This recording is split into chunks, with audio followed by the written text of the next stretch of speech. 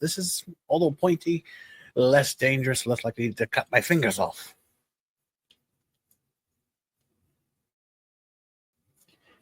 Now this one, I know what it is. It is a 1965 Royalite Ultra Pro typewriter at the moment, but not for this video. That will be a separate video, likely going to be tomorrow's video, because I'm kind of pressed for time. I've just got time to talk about this one through an unboxing.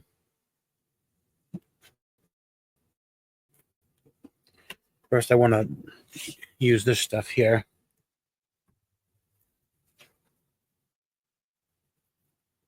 You have your little typing course pamphlet, not a big fat book like you might think, or a pad, but it's actually like this. You open it up, and it has practical stuff for your typing course. It has this stuff here, very simple stuff, kind of frayed on the binding there, if you can see that, but it's still holding together after all these years, because this is from the 1940s. This is a much older thing, but the typing courses didn't change much between the 40s and the 60s. Then, of course, you've got the manual.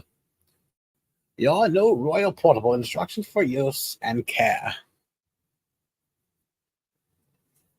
And I really like when the machines come with little things like this, like the typing booklet, pamphlets, and the little instruction booklets.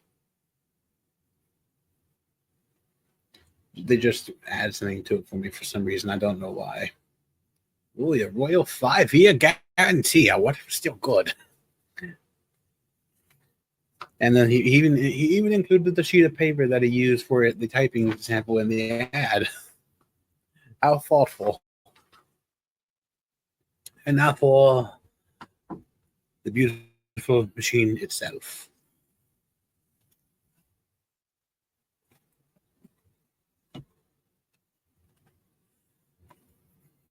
Royalite typewriter. Before it became plastic and all rounded out, this is still an all metal design, as Royal likes to advertise. Not want to use the all black ribbons that I like, or the more commonly used black and red ribbons, which is black ink on top and red ink on the bottom, like this one here. Now, I have a lot of these black and red ribbons because they're so commonly used, especially nowadays, but I still prefer all black ribbons, like the one on my Royal Model P over here. It's all black. I got it from Ribbons Unlimited. I talked about that in the video where I was installing the ribbon in the machine. I'm going to get a ribbon for this one as well, but although for this one I get a black and white ribbon, the black, again, the white correction on the bottom, just because that's what this one here came with, and I kind of like that. Because that way the ink is all black, and then if you make a mistake, I can easily fix it. Because I am not a professional typist. I am very bad at typing. Even on as I said, on a computer keyboard, I cannot type to save my life.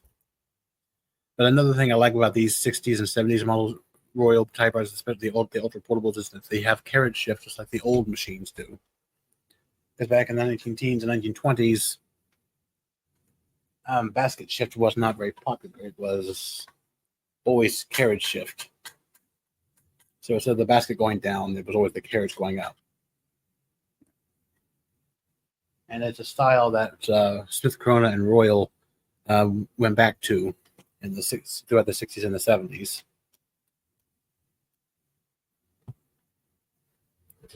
And I don't know why, I just kind of like the carriage shift typewriters more than basket shift. I think it's just because it's fun to watch the carriage when you hit the button go up and then back down. And if you use caps lock, it just stays up. And now I know that the typewriter isn't working condition because of the typing test sample, but I know that in the ad, a few of the non-letter keys stick, so I don't know if it's the number keys or if it's the symbol keys. I'll figure that out when I do my typing sample.